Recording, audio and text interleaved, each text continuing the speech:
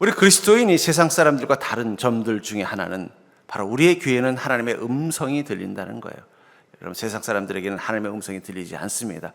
들린다는 건 두 가지입니다. 하나는 하나님이 그를 부르셨다는 것, 또 하나는요, 그 사람이 잘못 알아들었다는 것.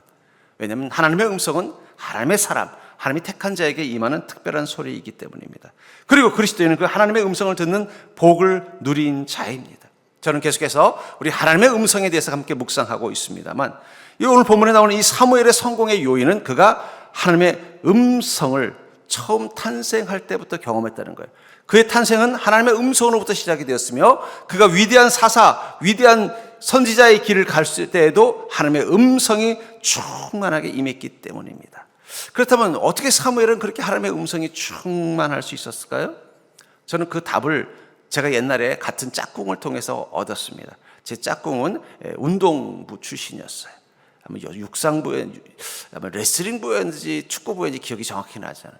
근데 걔는 늘 발에다가 모래주머니를 차고 다니는 거예요. 그래서 제가 그랬어요. 야, 그냥 걷기도 힘들어 죽겠는데 왜 모래주머니를 차냐? 그랬더니 자기가 지금 달리기 속도가 느리다는 거예요. 그러다 보니까는 어떻게 보면은 제대로, 아마 제가 보면 축구부였을 것 같아요. 그러니까는 자기 실력이 제대로 안 나오니까 그걸 어떻게 하면 좋을까 고민하다가 뭘 하냐면 늘 모래주머니를 차고 다녀요. 그래서 물어봤어요. 너는 모래주머니를 언제 차냐? 그랬더니 잠잘 때 빼고는 하루 종일 찬다는 거예요. 너 대단하다. 내가 그랬어요. 근데 제가 그때 깨달은 게 있습니다. 여러분들, 내가 주님의 은혜로 성공하기를 원하면 여러분들의 삶 속에 어떤 모래주머니가 있어야 돼요? 늘 주님의 음성을 들을 수 있는 그 노력이 필요한 거예요. 여러분, 관심과 집중이 없이 어떻게 그 일이 이루어질 수 있겠어요? 가끔 우리 교회 앞에 보면은요, 밤늦게 오후 예배를 수요 예배를 끝나고 나가는데 보면은 저 옆에 복싱장이 있습니다. 그러면 그 10대 애들이 타이어를 등에다가 하고 밑에까지 갔다가 그 차들이 붐비는데 막 뛰어 올라오고, 제가 그래서 속으로, 야, 니들이 고생이 많다. 근데 걔네들이 그 표정을 보면 어떤 표정이에요? 야, 내가 이 미친 짓 하고 있나?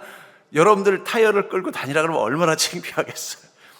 전혀 창피해하지 않아요. 힘들어하지도 않아요. 왜 그렇습니까? 자신이 선택했기 때문에. 뭘 선택했기 때문에? 내가 이걸 통해서 체력을 키워서 이번 시험에서 좋은 성적을 얻겠다라는 자기의 그 동기부여가 있기 때문에 그 길거리에서 그 차들이 다니면서 빵빵거리는 데서 그 타이어를 등에 끌고 확 뛰어 올라가는데 전혀 그것을 해서 부끄러워하지도 않고 힘들어하지도 않더라는 거예요. 왜냐하면 알기 때문이에요. 자신이 성공하려면 이런 훈련을 감당해야 된다는 걸 알기 때문입니다. 여러분, 우리가 그리스도인들이 하나님의 음성을 통해 복을 누리는 자라면 우리에게도 나름대로 타이어가 있어야 돼요.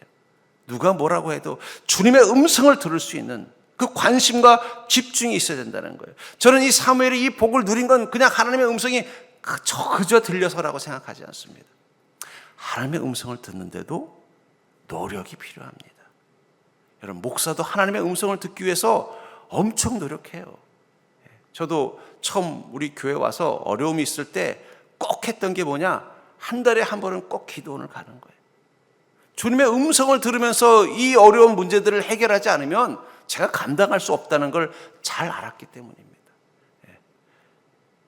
가서 늘 이틀, 3일 기도원 가서 기도하면서 하나님의 음성을 들으려고 제 나름대로 모래주머니를 차는 거예요. 저는 사무엘이 이 복을 누리는, 태어날 때부터 하나님의 음성을 누렸고 그 음성을 통해서 하나님의 복을 누리는 인생을 살게 된 그 비결 속에는 그가 그 음성의 가치를 알고 있었고 그 음성을 듣기 위해서 자기 인생에 관심과 집중, 에너지를 쏟는 것을 아까워하지 않았기 때문입니다. 만약에 그가 그런 노력을 하지 않았으면 어떻게 됐을까요? 엘리 제사장을 보십시오. 그도 한때는 하나님의 음성이 풍성히 임하는 인생이었어요. 근데 어느 순간 더 이상 하나님의 음성이 그를 통해서 임하지 않았습니다. 그 이유가 뭘까요? 나이를 먹어서 청력이 떨어져서 하나님의 음성은요, 소리로 들리는 게 아닙니다. 중요한 건 그가 어느 순간 그 음성의 가치를 잃어버린 것입니다. 그 음성을 듣기 위한 모래주머니 차는 것을 게을리한 것입니다. 그 순간 그는 하나님의 음성을 잃어버렸고 무기력한 그저 노인이 되었을 뿐이라는 거예요. 반대로 이 사무엘은요, 하나님의 음성을 듣게 된 그 순간부터 그 음성을 듣는 일을 위해서 자신의 에너지를 쏟은 것입니다. 관심과 집중을 통해서 그 음성을 듣는 자가 되려고 노력했기 때문에 하나님의 음성은 그에게 능력이 되어준 것입니다. 그렇다면 사무엘이 하나님의 음성을 듣게 된 이 사건을 통해서 하나님의 음성이 우리 인생에 복이 되는 이유가 무엇일까요? 전 여러분들이 그것을 깨닫고 여러분들도 지금 모래주머니를 차고 있는지 한번 돌아보는 자가 되길 주의 이름으로 축복합니다. 첫 번째, 하나님의 음성은 내 생각의 권능이 되어주기 때문에 우리는 하나님의 음성을 사모해야 합니다. 19절에 보니까 사무엘이 자라매 여호와께서 그와 함께 계셔서 그의 말이 하나도 땅에 떨어지지 않았다. 여러분, 사무엘의 입에서 나오는 말이 하나도 땅에 떨어지지 않았다는 말은 뭐예요? 그의 말이 가치가 있었다라는 거예요. 말대로 되더라는 거예요. 사람들이 그 말을 듣고 나면 그렇지 감탄을 하더라는 거예요. 그가 이렇게 될 거라고 말하면 그 일이 이루어지더라는 거예요. 그것을 뭐라고 말하고 있어요? 여호와께서 그와 함께 계셔서. 여러분, 하나님이 함께 계신다고 그렇게 말이 떨어지는 것이 아닙니다. 말이 권능이 갖는 게 아니에요. 그가 하나님의 음성을 듣고 지혜로운 말을 하는 자가 되었기 때문입니다. 여러분, 지혜는 여러분들의 머릿속에 있는 말들이 잘하는 게 지혜예요. 어린 아이가 하는 말과 어른이 하는 말과 같은 분야에서 산수를 통해서 수학을 이야기하는 사람과 또 중고등학교 때 수학을 배워서 수학을 이야기하는 사람과 또 수학과를 다니면서 수학을 이야기하는 사람과 수학으로 박사학위를 받고 노벨상을 받은 사람이 수학을 이야기하는 것은 다릅니다. 그럼 그분은 초등학교 때부터 그런 수학을 알았을까요? 아니에요. 초등학교 때는 우리랑 똑같이 더하기 빼기 곱하기를 했어요. 하지만 그것으로 만족하지 않았다는 거예요. 더 풍성한 수학의 말들을 배우는 것입니다. 그것이 그의 머리에 쌓여서 어떻게 돼요? 고등수학이 되고 또 세계적인 어떤 법칙을 만들어내는 위대한 수학자로 만들어가는 지혜를 갖게 된 거예요. 그러니까 여러분, 지혜는 옛 생각 위에 새 생각이 덮어져야 생기는 게 지혜입니다. 그리고 그 지혜로운 생각은요, 여러분, 지혜롭다는 건 멈출 수 없는 거예요. 어릴 때는 어릴 때의 지혜가 있고 자라면 자라면서 지혜가 있고 더 크면 더 크면서 지혜가 있는 것입니다. 이 유치원을 다니게 된 7살짜리 꼬마애가 놀이터를 지나갔대요. 자기가 다니는 놀이터. 거기 봤더니 4살짜리 5살짜리가 있더라는 거예요. 그래서 지나가면서 지들끼리 그랬더니 아이고 쟤네들은 언제 철들래? 그랬다는 거예요. 그랬더니 같이 있는 7살짜리가 네 또 지들도 지가 잘난 줄 알아. 그리고 지나가더라는 겁니다. 여러분, 7살짜리도 5살짜리 보면서 어떻게 생각해요? 지혜가 없다고 생각한다니까요. 그러니까 지혜라는 건 멈추는 순간 더 이상 지혜가 아닌 거예요. 계속 자라야 되는 거예요. 저는 그래서 배운다는 게 뭐겠어요? 새로운 음성을 듣는 거예요. 그러니까 학교 보낼 때 부모님이 자녀들에게 뭐라 그래요? 선생님 말씀 잘 들어라. 뭘 잘 들으라는 얘기예요? 선생님이 옛날에 해주는 무슨 첫사랑 얘기를 잘 들으라는 얘기가 아니잖아요. 수학이면 수학, 영어면 영어, 국어면 국어라는 그 강의를 잘 들으면 어떻게 돼요? 그렇구나 하면서 자기 머릿속에 있었던 옛 수학보다 더 뛰어난 수학을 알게 되는 것이고 옛 영어보다 더 풍성한 영어를 알게 되는 것처럼 자기의 지혜가 자라는 것은 들음으로부터 난다는 거예요. 사무엘이 위대한 선지자의 삶을 살 수 있었던 것, 그것은 다른 데 있는 것이 아닙니다. 그가 하나님의 음성을 듣는 것을 기뻐했으며 그 음성을 풍성하게 들을 수 있는 지혜로운 믿음을 가진 자였기 때문이라는 거예요. 그것이 그를 성장시켜서 그 하나님의 음성이 그의 생각이 되고 하나님의 음성이 그의 판단력이 되고 하나님의 음성이 그의 인품이 되는 순간 그는 위대한 지도자가 될 수 있었다라는 거예요. 그리고 그 순간 그의 입에서 말하는 건 더 이상 자신의 말이 아닌 거예요. 여러분, 열심히 수학을 공부한 학생이 나중에 수학과를 가서 수학과 선생님이 됐어요. 그럼 수업 시간에 수학을 가르치면 그 수학은 누구의 말인가요? 자신의 말이 아니에요. 자신에게 그 수학을 가르쳐준 선생님과 교수님의 말이 되는 거예요. 그걸 듣고 어떻게 돼요? 자기가 이제는 그 말을 하고 있는 거예요. 자기 머릿속에서 탄생한 게 아니에요. 들어온 지혜가 이제 내 입으로 나가는 것입니다. 그러니까 여러분들, 정말 주님의 복을 누리는 사람들은요, 말을 들어보면 알아요. 말 들어보면 저분은 계속해서 하나님의 음성을 듣고 있는지 아닌지 그 말을 들어보면 알 수 있다라는 거예요. 사무엘은 늘 날마다 하나님의 음성을 듣는 삶을 살았습니다. 그리고 어느 순간 하나님의 생각인지 내 생각인지 헷갈리는 거예요. 저희 아내가 우리 아이를 이렇게 교육하면서 그 얘기를 해요. 잔소리를 좀 많이 합니다, 저희 아이한테. 그러면 아이고 너무 잔소리 심한 거 아니야? 그런데 제가 그렇게 하면 또 그렇게 하더라는 거예요. 엄마가 말하는 대로 하더라는 거예요. 어느 날 우리 아이가 이렇게 말하니까 저희 아내가 아이고 저놈 내가 한 말을 지가 하고 있네. 본인은 자기가 말한다고 생각하지만 누구한테 들은 거예요? 엄마한테 들은 말을 자기 생각이라고 어느 순간 착각하게 되는 거예요. 마찬가지입니다. 우리가 하나님의 음성을 날마다 듣고 나면요, 어느 순간 내 입에서 나오는 말들이 다 뭐예요? 하나님이 하신 말을 하고 있는 거예요. 그게 믿음이 성장하는 것입니다. 그러려면 우리에게 필요한 건 뭐예요? 늘 주님의 음성을 사모하는 거예요. 주님의 음성이 내 생각의 권능이 되어서 내가 한 말이 하나도 땅에 떨어지지 않는 자가 되도록 만들어주는, 그 지혜의 말을 할 수 있게 되는 비결은 다른 데 있지 않아요. 날마다 모래주머니를 찾듯이 주님의 음성을 듣는 것입니다. 전 여러분들 하나님의 음성이 내 생각의 권능이 되어짐을 믿고 날마다 그 음성을 사모하는 자가 될 수 있기를 주의 이름으로 축복합니다. 두 번째로 사무엘이 하나님의 음성을 듣게 된 그 사건을 통해서 하나님의 음성이 인생에 복이 되는 이유는, 그렇기 때문에 하나님의 음성을 충만히 듣는 자는 세상을 바꿀 수 있는 리더가 되는 거예요. 자기 인생을 바꿀 수 있는 위대한 인생을 살게 된다는 것입니다. 20절을 보면 단에서부터 브엘세바까지 온 이스라엘이 사무엘은 여호와의 선지자로 세우심을 입은 줄을 알았더라. 왜 어느 순간 사무엘은 어떤 사람이 됐다고 말하고 있어요? 이스라엘 모든 사람들이 인정하는 지도자가 됐다라는 거예요. 이때는 엘리도 살아있었고 그 엘리의 그 두 아들이 홈리와 비느하스도 살아있었습니다. 공식적으로는 누가 지도자예요? 엘리가 지도자이고 홈리와 비느하스가 더 지도자예요. 선배예요. 하지만 이스라엘 사람들은 누구를 지도자로 받아들였다는 거예요? 사무엘. 왜요? 그에게서는 하나님의 음성이 나타나기 때문입니다. 1절에 보면 아이 사무엘이 엘리 앞에서 여호와를 섬길 때는 여호와의 말씀이 희귀하여 이상이 흔히 보이지 않았다. 말씀이 희귀했다는 거예요. 여러분, 엘리 제사장이 하나님의 음성을 더 이상 듣지 못하는 자가 됐다는 거예요. 그 순간 그는 영향력을 잃어버렸습니다. 영향력을 잃어버리니까 어떤 일이 나요? 성전에서 말도 안 되는 일들이라는 거예요. 먼저 그의 아들들이 어떻게 될 거예요?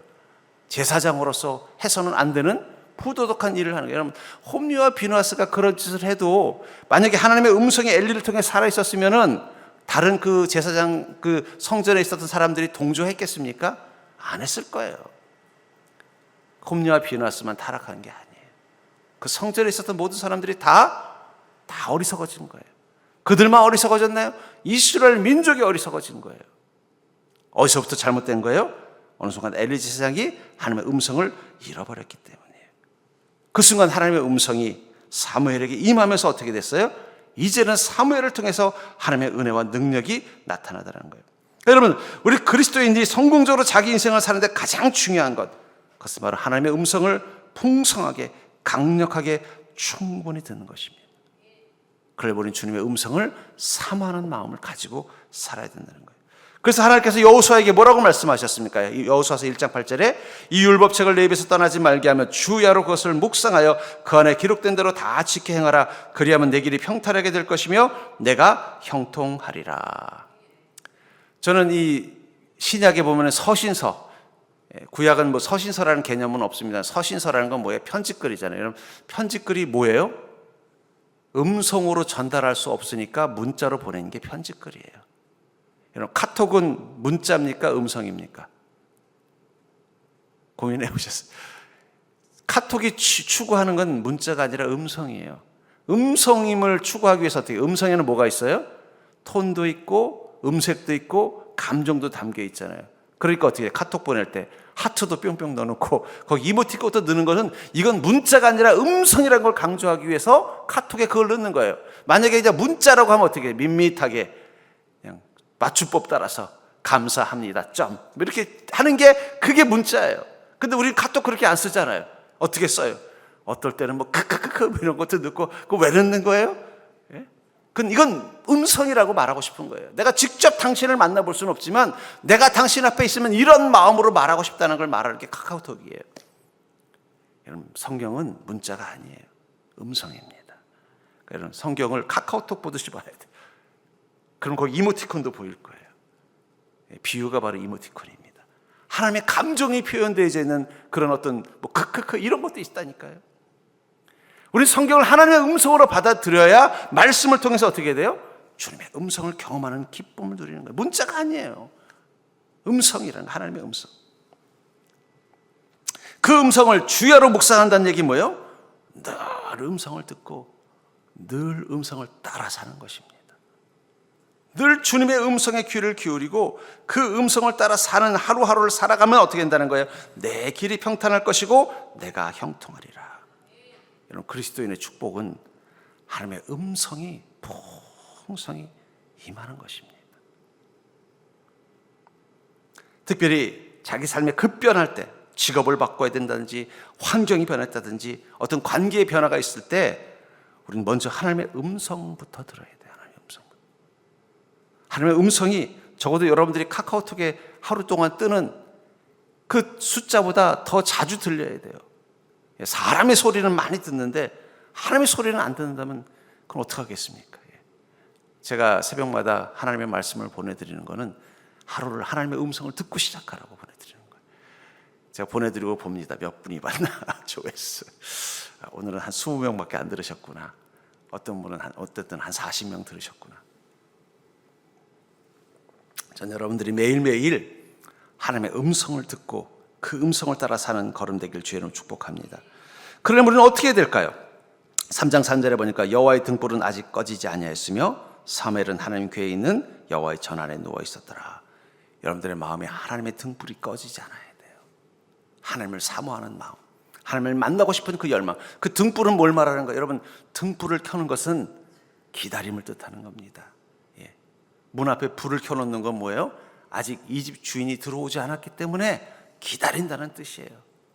불이 꺼지면 뭐예요? 다 들어왔으니까 이제는 기다릴 필요가 없다는 거예요. 여러분들의 마음에 여호와의 등불이 켜져 있기를 주의 이름으로 축복합니다. 늘 주님을 만나고 싶어하는 마음, 사모하는 마음부터 가지고 사셔야 돼요. 그래야 주님의 음성 들리는 거예요. 다른 것만 바라보고 있으면요, 그 등불이 하나님을 기다리는 등불이 아니라 다른 것을 기다리는 등불로 켜져 있으면 하나님이 오셔도 못 발견하는 거예요. 사무엘은 하나님의 궤에 있는 여호와의 전에 누워 있었더라. 하나님의 말씀, 여호와의 궤의 가장 핵심이 하나님의 말씀입니다. 바로 그 말씀 앞에 서는 믿음. 그러니까 예배를 회복하고 기도를 회복하고 말씀을 회복하는 건 그래서 중요해요. 제가 주일날 우리 성도들을 쫙 스캔하면요, 저분은 요즘 하나님의 음성을 잘 듣고 있구나, 안 들리는구나 단번에 느껴집니다. 왜냐하면 예배를 통해서 하나님의 음성을 못 듣고 마음의 등불이 꺼져 있는 분이 있어요. 그런 분은 하나님의 음성이 안 들릴 수밖에 없어요. 엘리는 지금 어디가 있어요? 그 등불 앞에 있지도 않아요. 그냥 나가서 집 방에가 누워 있는 거예요. 왜요? 어느 순간 하나님의 음성이 안 들리니까 그곳에 있는 것이 별로 흥미가 없는 거예요. 그럼 핑계를 대고, 이제 나도 늙었고 뭐 사무엘이 있으니까 사무엘이 대신 불 켜고 있으면 되지 하고 자기는 어디로 가 있어요? 자기 방에 가서 그냥 누워서 그냥 무기력하게 있는 거예요. 그러다 어느 날 갑자기 사무엘이 와서, 아이고 스승님 부르셨어요? 그랬더니 아니, 나 너 안 불렀다. 3번을 그러니까 하나님의 음성이구나. 왜냐면 알고 있어요. 자기도 한때는 그 음성을 들었던 시간이 있었던 거예요. 그 마음에 하나님의 등불을 켜고 하나님의 말씀 앞에서 누워서 주님의 말씀을 사모할 때 그 하나님의 음성이 자기 마음 가운데 들렸던 경험이 있었기 때문이에요. 그러니까 엘리가 이렇게 말합니다. 사무엘아, 다음번에 또 그 음성이 들리면 주여 말씀하옵소서, 주의 종이 듣겠나이다. 이렇게 고백하려 합니다. 여러분들 예배 가운데서 하나님의 음성을 듣는 그 은혜와 기쁨이 회복되기를 주님으로 축복합니다. 옆 사람 볼까요? 예배 와서 딴 생각 좀 그만합시다. 근심은 저 문 앞에서 다, 저기 제가 한번 저 서울에 있는 그 모스크라는데 모슬림들이 예배드리는 곳에 갔더니 우리 같은 사람 못 들어가대. 근데 신기한 걸 봤어요. 뭐냐면 벽에 수도꼭지가 쫙 있는 거예요. 그래서 이게 뭐냐 그랬더니 이 모스크인들은 이 안에 들어갈 때 꼭 씻고 들어가야 된대요. 물론 형식적인 것이지만 그게 주는 의미가 있어요. 세상의 죄, 세상의 고민, 세상의 어리석은 것들은 다 씻고 들어가서 자신의 신에게만 집중하라는 뜻이. 우리도 앞에다 수도꼭지를 좀 쫙 달아놓을까요? 여러분 마음속에 수도꼭지를 좀 트세요. 맨날 예배 시간에 와서도 고민하고 있고 근심하고 있고, 여기는 고민하는 자리가 아니라 뭐 하는 자리라고요? 하나님의 음성을 듣는 자리예요. 여호와의 등불을 켜십시오. 여호와의 전 앞에서 여호와의 말씀에 귀를 기울이십시오. 그럼 어느 순간 사무엘이 그 음성을 처음 듣게 된 것처럼 그 주님의 음성이 들리게 될 것입니다. 특별히 여러분, 주님의 음성을 듣는 것을 사모해야 돼요. 제가 그 음대 교수님의 가정을 방문한 적이 있었어요. 갔더니 방이 하나가 있는데 그 방에 막 스피커랑 뭐 이런 게 있더라고요. 이게 뭐 하는 데입니까? 그랬더니 자신이 그 음악을 듣는 곳이래요. 그러니까 그분이 음대 교수님이니까 어떻게 돼요? 자기 분야, 뭐 플룻이면 플룻, 필름 피아노, 유명한 그런 음악가들이 연주한 거를 들으려고 해놓은 거예요. 보니까 뭐 그런 음반들도 있더라고요. 옛날이니까 그 리코더. 그래서 역시 교수님, 음악 교수님과 다릅니다. 그랬더니 목사님, 이게 얼마짜리 스피커인 줄 아세요? 단위가 막 몇 천만 원이더라고요. 아니 무슨 개인적으로 그 앰프랑 스피커를 이거 다 합쳐도 아마 집 한 채 값은 될 겁니다. 그러는 거예요. 그래서 그렇습니까? 하고 나오면서 뭐 이런 데다 돈을 하나, 그러다 문득 생각이 들어요. 이분은 그래야 되겠구나. 왜냐하면 자신의 분야가 뭐예요? 그 클래식 음악이잖아요. 이 음악을 더 정확하고 정교하게 들으려면 그 연주자 앞에 서 있지는 못하지만 적어도 그곳에서 듣는 것처럼 풍성한 음악을 들으려면 어떻게 돼요?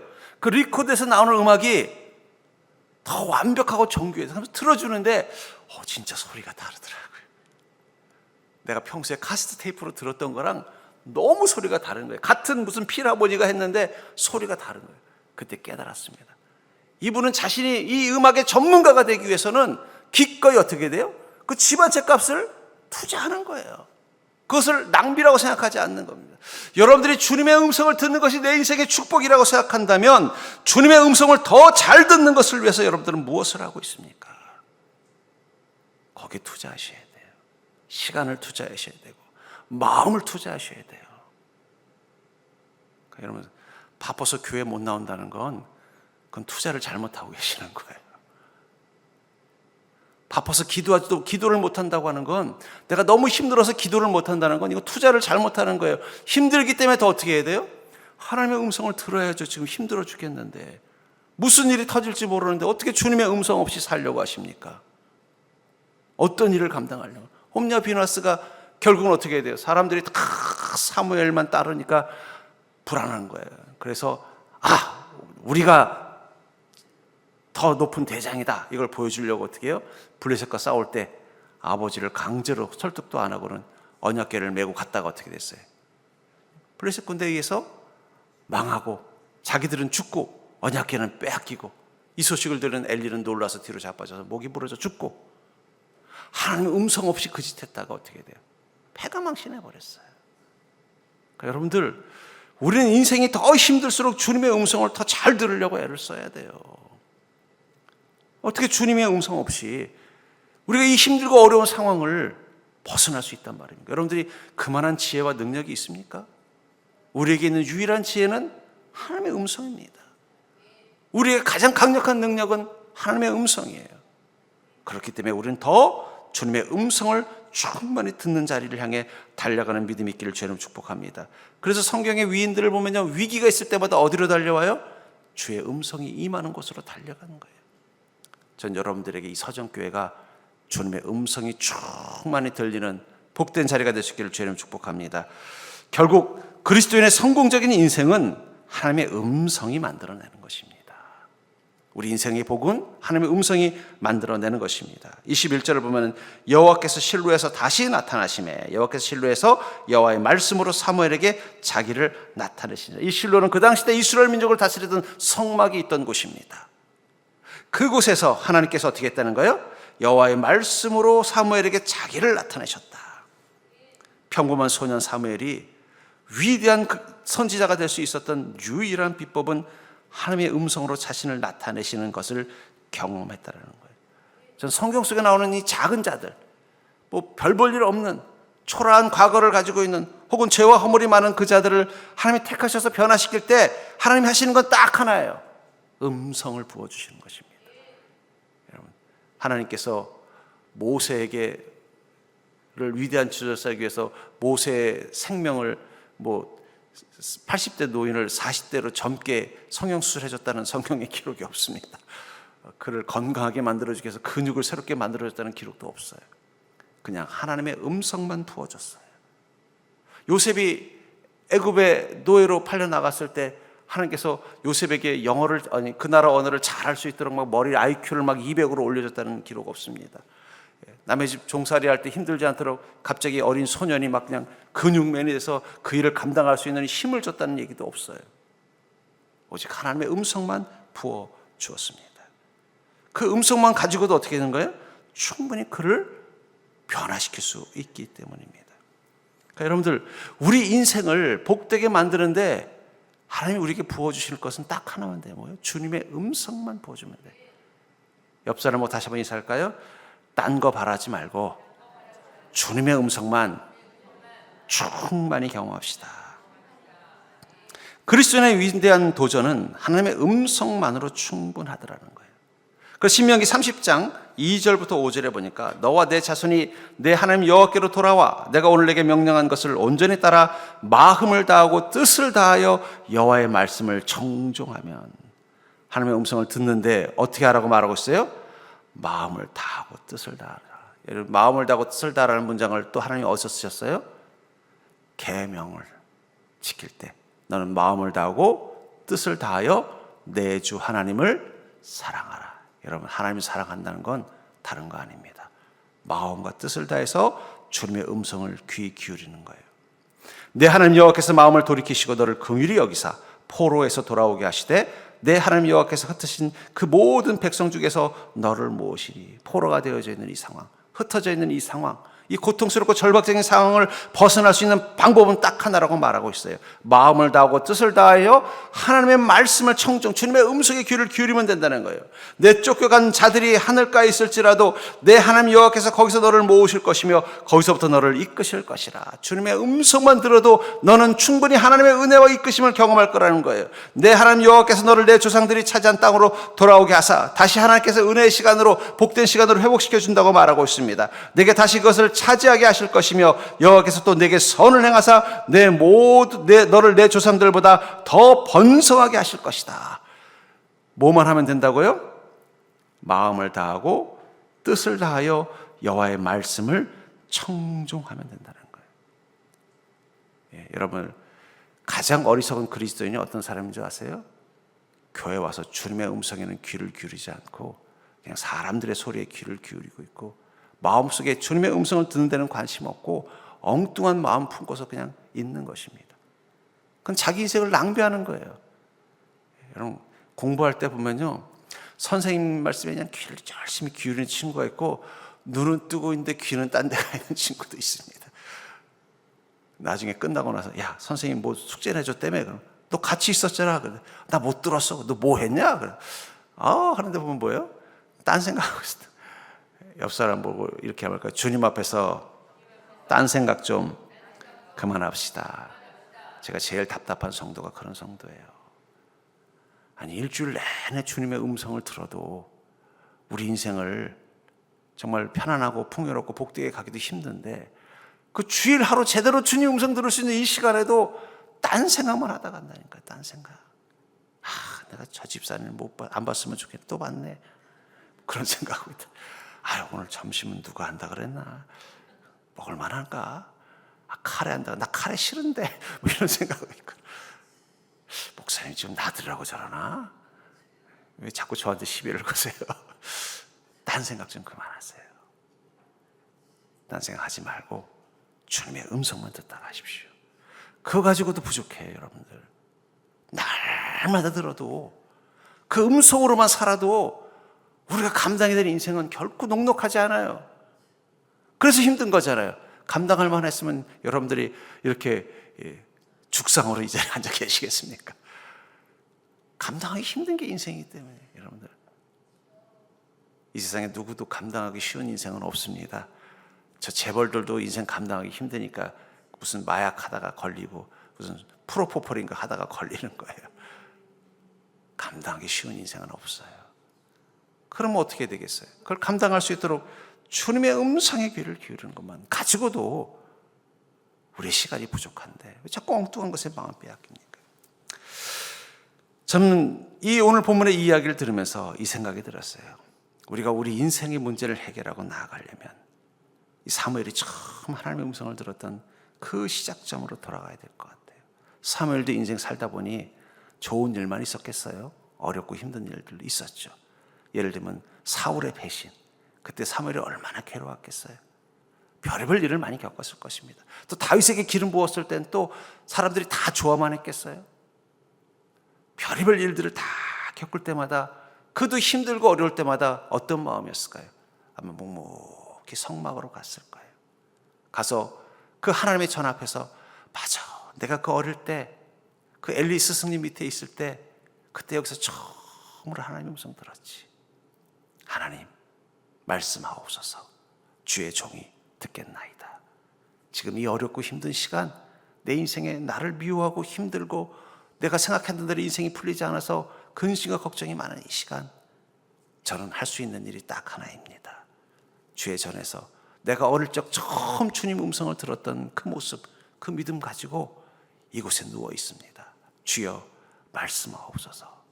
늙은 사무엘이 그 성막에 그 전 여호와 전 앞에 그 옆에 낡은 침상에 누워서 있을 때 아마 그의 제자들이 그랬을 거예요. 스승님 들어가세요.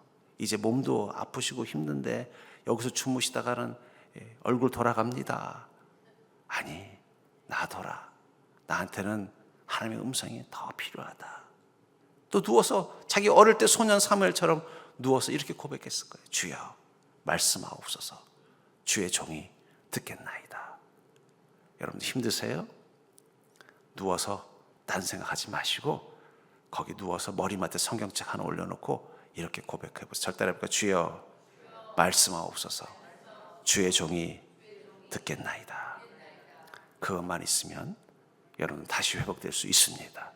왜냐하면 우리는 하나님의 음성으로만 살아갈 수 있는 자요, 하나님의 음성이면 충분한 존재로 하나님이 만드셨기 때문입니다. 여러분들이 그 복을 누리는 인생이 될 수 있기를 주의 이름으로 간절히 축원합니다.